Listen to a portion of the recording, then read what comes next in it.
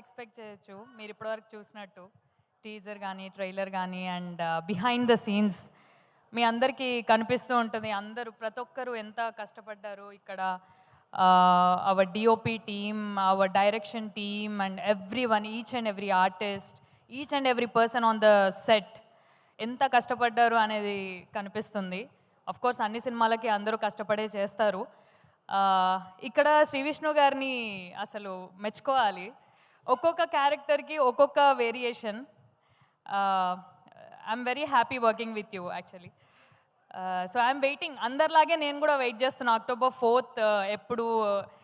యాక్చువల్గా October 4th అని చెప్పకముందు I use to ask హసీద్ గారు ఎప్పుడు అనుకుంటున్నారండి.